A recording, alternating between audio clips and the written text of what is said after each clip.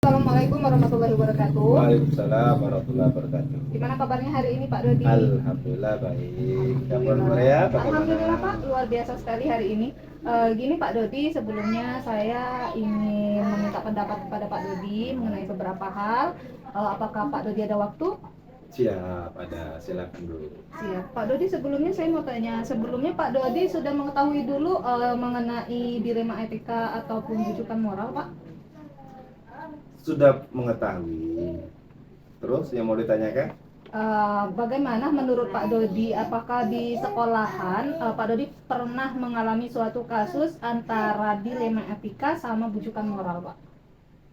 Kalau di sekolah selama saya memimpin kurang lebih dari tahun 2021 sampai sekarang 3 tahun pernah mengalami dilema etika. Salah satunya dalam menentukan pembagian tugas. Yang mana pada dasarnya kita ini kelebihan guru kelas. Ya. Nah, akan tetapi kekurangan guru mapel. Mm-hmm. Dilema etika yang saya rasakan apabila guru yang kelebihan ini tidak saya alihfungsikan tugasnya, maka mereka alangkah kasihannya untuk dipindahkan atau dikeluarkan. Jadi dilema etika yang saya mengambil kebijakan dalam hal ini. Kelebihan guru kelas tadi saya alihfungsikan sebagai guru mapel.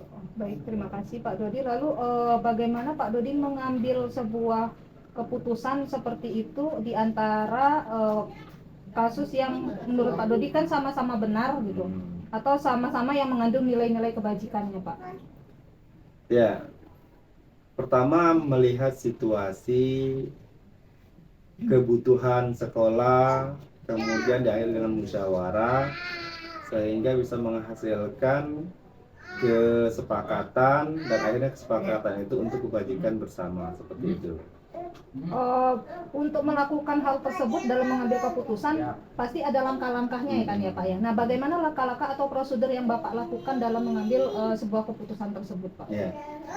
Langkah yang saya ambil diantaranya yang sudah saya lakukan, saya menganalisis dulu kebutuhan dulu. Kebutuhan guru kelas sudah terpenuhi, kebutuhan guru mapel itu kurang. Akan tetapi kita kelebihan guru kelas. Maka dari data itu saya ambil kebijakan. Namun sebelum saya menentukan kebijakan saya, tetap saya melaksanakan yang namanya musyawarah.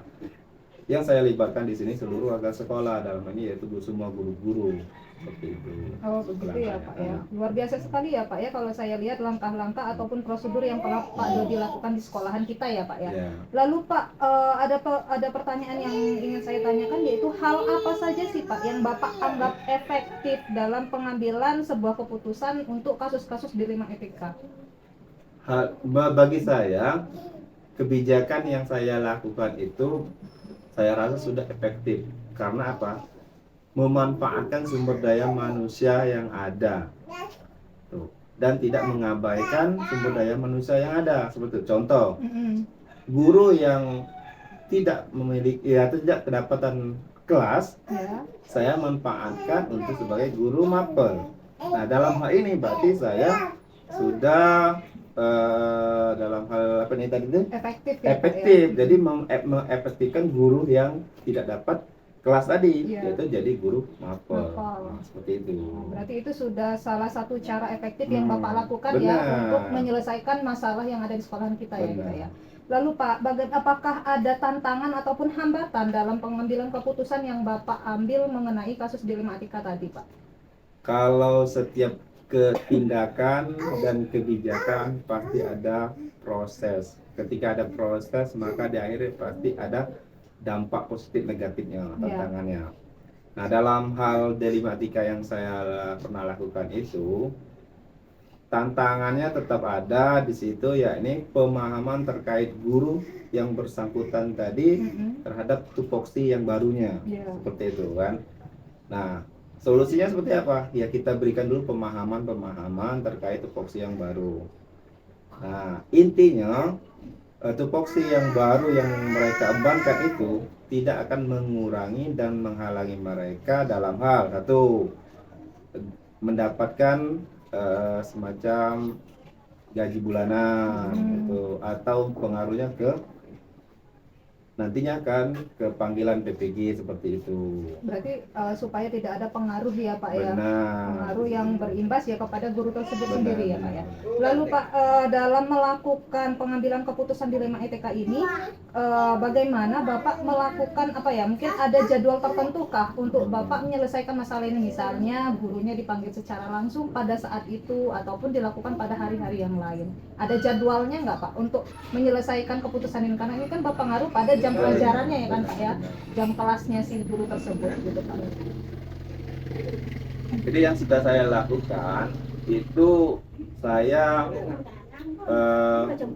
mengajak semuanya, dalam arti di sini semua guru untuk musyawarah, yaitu rapat dewan guru. Nah disinilah momen atau waktunya saya mencarikan solusi penyelesaian dari permasalahan yang dianggap sekolahan itu tadi. Jadi semata-mata kebijakan ini tidak keluar dari pikiran atau gagasan saya, tapi semua kebijakan itu bersumbernya dari hasil musyawarah. Musyawarah bersama-sama ya Pak ya. Mungkin, namun tetap di akhir diputuskan oleh kepala sekolah. Berarti musyawarahnya bisa jadi dijadwalkan ya Pak, mungkin dalam rapat atau mungkin rapat kalau rapat bulanan atau rapat sebelum masuk tahun ajaran baru gitu ya Pak ya. Lalu Pak, adakah faktor-faktor penentu dalam Bapak mengambil keputusan? Mungkin adakah seseorang yang selama ini mempermudah Bapak untuk memberikan gambaran, oh seperti ini melakukan sebuah keputusan di etika gitu Pak? Faktor yang paling utama untuk saya selaku pimpinan, selaku kepala sekolah dalam mengambil keputusannya ini masukan dan saran dari semua warga sekolah. Dalam ini terpenting dan terutama yaitu dewan guru. Nah, jadi intinya setiap keputusan itu faktor pendukung yang paling utama adalah saran dan solusi atau ide dari dewan guru. Yang pada akhirnya barulah saya menentukan keputusan seperti apa yang nanti jadi kebijakan kepala sekolah. Berarti semuanya diberikan, maksudnya dilakukan musyawarah dengan rekan-rekan seluruh di sekolahan ya Pak ya. Benar. Lalu Pak, dalam ini yang terakhir yang ingin saya tanyakan kepada Bapak, dalam apa ya mengambil pertemuan masih terus kan? Iya, tentu wawancaranya aja yang terakhir, bukan pertemuannya Pak. Kalau pertemuannya nanti gawat, nggak sekolah berarti saya Pak. Boleh Pak, saya nggak sekolah Pak. Oh boleh Pak. Boleh. Besok libur boleh Pak ya? Boleh. Okay. Menggaji foto. Oh jangan. Oke Pak, ada pertanyaan terakhir dari saya. Bagaimana Bapak mengambil sebuah amanat ataupun pesan yang bisa Bapak ambil dari pengalaman Bapak dalam menyelesaikan permasalahan mengenai dilema etika yang terjadi di sekolahan? Baik. Adakah pengalaman pesan-pesannya pesan. Baik. Selama saya memimpin pasti banyak kesan dan pesan yang saya dapatkan. Apalagi dalam kasus ini kita bahas terkait dilema etika. Yeah. Pesan yang saya dapatkan dari kebijakan saya itu yakni kerjasama antar pimpinan dan dewan guru terjalin dengan baik. Kemudian rasa persaudaraan, rasa persatuan itu akan terwujud ketika setiap kebijakan itu diputuskan melalui musyawarah. Kemudian kesan yang terakhir bagi saya merasa sebagai pimpinan itu dapat tempat di hati Bapak dan Ibu, karena saya merasa setiap keputusan yang saya buat, setiap kebijakan yang saya buat semata-mata bukan atas kepentingan pribadi saya. Semuanya atas kebutuhan dan kepentingan sekolah dan kepentingan bersama. Itu kesan dan pesan yang saya dapatkan. Oke. Luar biasa sekali ya Pak ya atas pembelajaran yang Bapak berikan. Ibunya sehat? Sehat sekali ya. Pak. Mungkin hanya suaranya aja yang agak lemah gitu kan Pak. Bukan lemah sih Pak, agak-agak lesu, lumai. Biasa Pak akhir bulan. Okay. Bentar lagi gajian. Bentar lagi gajian, masih lama Pak, 2 minggu lagi. Terima kasih ya Pak ya atas kesempatan Bapak hari ini telah bertukar pikiran bersama saya. Semoga kita di ke depan hari yang lanjut nanti bukan Bapak tukar perasaan bukan jangan pikiran, Pak, tukar pikiran, jangan tukar perasaan Pak, tidak boleh gitu Pak. Ya Pak ya, terima kasih, sekian dari saya. Wassalamualaikum warahmatullahi wabarakatuh. Waalaikumsalam warahmatullahi wabarakatuh. Bismillahirrahmanirrahim. Assalamualaikum warahmatullahi wabarakatuh. Perkenalkan, saya Relisa Kurnia, calon guru penggerak angkatan 11 dari Kabupaten Musirawas Utara, berasal dari SDN Transpangkalan. Saat ini saya melakukan wawancara dengan Bapak Muhammad Ali Gunawan selaku Kepala Sekolah SMA Negeri Suruwangun, Musirawas Utara. Benar ya Pak? Benar. Benar. Bagaimana Pak kabarnya hari ini? Alhamdulillah baik. Alhamdulillah sehat ya Pak ya. Izinkan saya melakukan beberapa pertanyaan untuk mewawancarai Bapak hari ini ya Pak ya.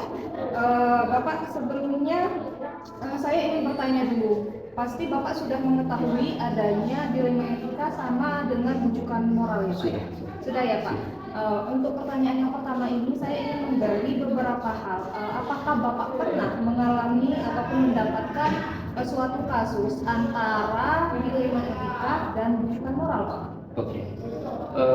Tentu selama 8 tahun Bu ya, saya menjadi kepala SMA. Apa yang Bu tanyakan itu bukan pernah. Sering ya Pak? Sering terjadi. Sering ya. Saya menemukan masalah yang seperti itu. Masalah dilema etika dan rujukan moral. Kalau seperti itu Pak, bisa diceritakan cerita seperti apakah kasus dilema etika yang pernah Bapak alami? Ya, begini Bu ya. Kasus dilema etika. Karena kita hidup di tengah lingkungan masyarakat dan kita punya pergaulan, punya teman, punya sahabat, apalagi di sebuah instansi yang sama. Nah, dilema etika ini perlu kita ketahui, di mana kita punya sahabat yang tentunya mereka mempunyai kepentingan, ya, tentu kepentingannya ini baik, ya, benar kepentingannya. Namun di sisi lain ada orang datang dengan kita dengan hal yang sama, mempunyai kepentingan baik, kepentingan yang sama. Nah tentu kita minta untuk memutuskan, ya.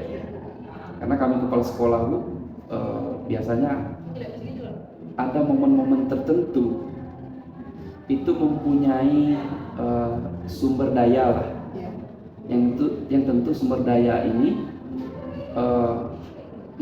bisa memperoleh keuntungan, ya kan? Contoh, kita mempunyai pengadaan barang lah misalnya kan.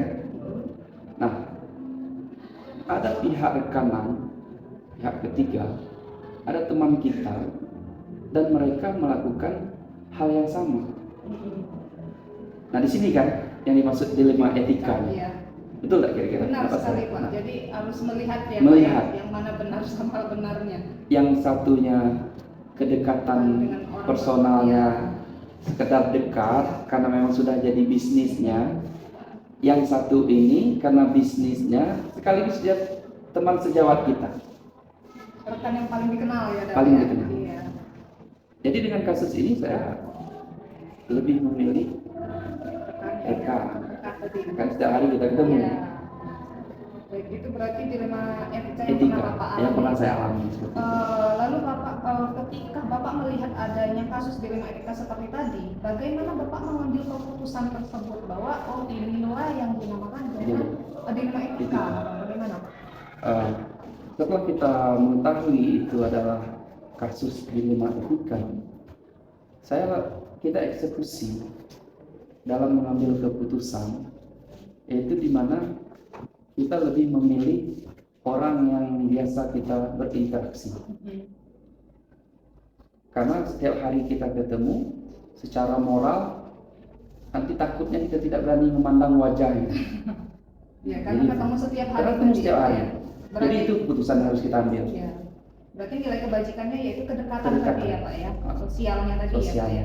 Baik, bagaimana Pak langkah-langkah? Pasti kita ada langkah-langkah atau prosedur yang seperti apa yang biasanya Bapak lakukan selama ini dalam mengambil keputusan untuk menentukan kasus dilema etika tadi Pak? Langkah-langkah yang saya ambil dalam ataupun prosedur dalam melakukan pengambilan keputusan, kita harus ketahui dulu ya, di dalam mengambil sebuah keputusan itu ada beberapa hal yang tentunya berdampak positif dan berdampak negatif. Nah, langkah-langkah yang kita ambil, yang pertama kita menganalisa dulu setiap keputusan yang kita ambil, menganalisa. Terus persoalan yang kita akan ambil keputusan, kita harus dikomunikasikan. Karena apa takutnya? Kalau tidak dikomunikasikan, nanti miskomunikasi. Ya, benar sekali ya. Ya. Nah, kalau sudah kita komunikasikan, ada sebuah gimana ya? Setelah dikomunikasikan, masih tidak mereka bisa terima itu, setidaknya kita sudah membicarakan. Menyampaikan masalah kita. Masalah diterima dengan tidak, nah makanya ada hal negatif. Ya. Itu kan kita hal negatif tidak mulu hasilnya buruk. Ya. Kadang hal-hal negatif inilah yang akan tetap menjadikan kita seorang yang kuat. Saya pikir seperti itu langkah-langkah awal yang harus kita ambil. Ya, benar sekali ya Pak ya. Jadi langkah-langkah menurut Bapak tadi kan pertamanya adalah menganalisis masalahnya dulu, lalu mengkomunikasikan dengan pihak yang terkait. Ya, benar sekali Pak. Lalu untuk yang selanjutnya Pak, hal apakah yang Bapak anggap efektif dalam pengambilan keputusan mengenai kasus dilema etika tadi Pak? Hal yang efektif yang saya temukan di dalam mengambil sebuah keputusan dilema etika ini, di antaranya ada sebuah chemistry dengan orang-orang yang kita sama-sama diuntungkan. Ada sesuatu hal yang menjadi kepuasan tersendiri dengan kita tepat dalam mengambil keputusan kasus dilema etika. Berarti adanya hubungan baik ya Pak. Hubungan baik. Chemistry-nya terjalin antara Bapak dengan yang bersangkutan ya Pak ya. Lalu bagaimana Pak? Pasti akan adanya hambatan ataupun tantangan yang Bapak ambil, yang Bapak lihat kan selama dalam mengambil sebuah keputusan mengenai kasus dilema etika. Adakah tantangannya Pak atau hambatannya Pak? Kalau tantangan dan hambatan, setiap kejadian, setiap kasus itu pasti mempunyai kendala, ya, punya hambatan dan kendala. Jadi kendala itu, kalau memang kendala itu sangat berarti, itu akan menyulitkan kita mengambil sebuah keputusan. Namun setiap hal yang jadi kasus, suka tidak suka, harus ada keputusan. Ada yang diuntungkan, ada yang dirugikan. Dampaknya itu lebih ke resiko, ya, karena kita sudah sepakat, kita sudah komunikasi, apapun resikonya kita sama-sama tanggung. Nah, sama-sama mengalami, ya, sama-sama betul. tanggung. Nah, masalah lainnya di dalam dilema etika ini yang lebih gimana ya, yang termasuk dampak positif lah. Rekan kita itu tadi itu ada sesuatu rasa malunya. Malu lah, tidak dibenar, pekerjaan kita tidak benar. Karena kita sudah dibantu, kan seperti itu. Tapi itu. Ya, benar sekali Pak apa yang Bapak berikan tadi ya, tanggapan Bapak mengenai tantangan atau dalam pengambilan keputusan. Maka lalu seperti apa Pak? Adakah jadwal tertentu yang Bapak lakukan untuk menyelesaikan kasus dilema etika ini Pak? Tentu, karena kita bekerja harus punya protapnya, Bu. Tidak mungkin kita bekerja itu semaunya kita. Kita biasa orang administrasi, setidaknya kita salah satu tertib administrasinya adalah jadwal. Karena pekerjaan yang kita lakukan harus terjadwal. Ya. Contoh pekerjaan yang terjadwal, saya selaku kepala sekolah mempunyai tugas dan tanggung jawab sebagai supervisor. Nah, saya harus observasi. Ya. Observasi gurunya. Guru. Ya, Pak, ya. Benar. Ya kan? Ya. Terus kita sebagai leader, kita tentu akan mengakomodir kepentingan-kepentingan yang ada di sekolah ini agar teman-teman guru, teman-teman tenaga kependidikan, kepentingan mereka terakomodir. Ada penyalurnya. Ada ya, penyalurnya. ya. Nah, itu kita harus banyak-banyak mendengar apa menjadi keluh kesah mereka. Nah, itu terjadwal. Kapan saya harus panggil tukang kebun? Ya. Kapan saya harus panggil security? Kapan harus mengobservasi Pak, ya. guru? Betul. Luar biasa sekali ya Pak ya. Ya. Lalu bagaimana Pak? Apakah ada faktor-faktor tertentu dalam mempermudah setiap pengambilan keputusan dilema etika yang Bapak lakukan tadi? Tentu Ya. untuk mempermudahkan kita mengambil sebuah keputusan kasus dilema etika ini, ya, itu sangat penting sekali.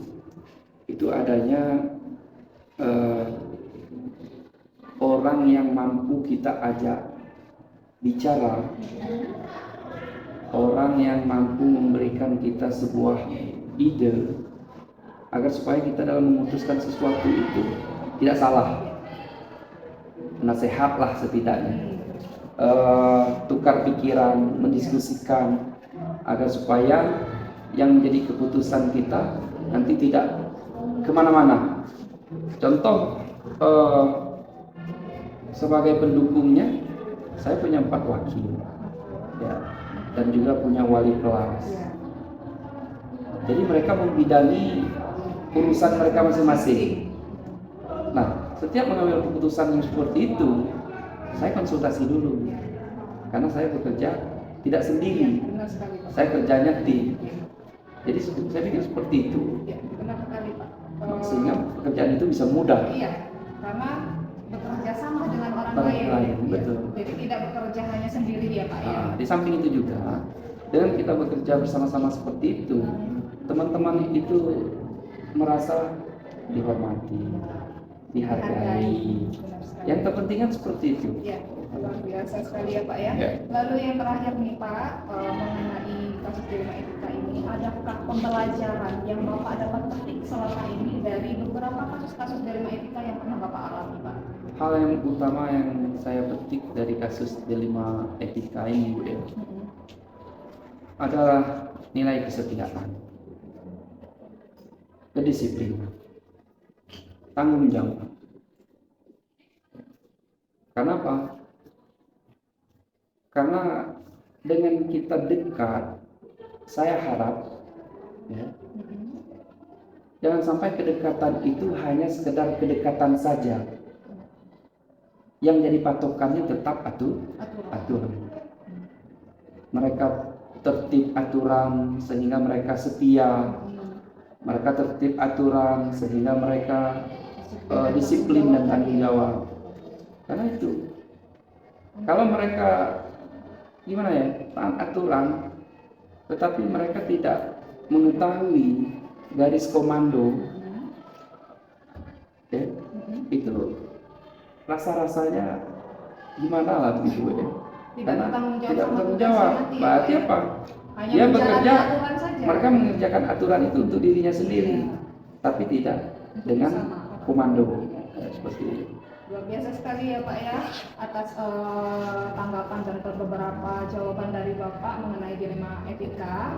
Terima kasih untuk waktunya ya Pak. Mohon maaf Sama-sama. jika mengganggu waktu Bapak. Semoga di kemudian hari kita bisa bertemu lagi dan melakukan obrolan diskusi-diskusi yang lainnya. Pak. Terima kasih banyak ya Pak ya.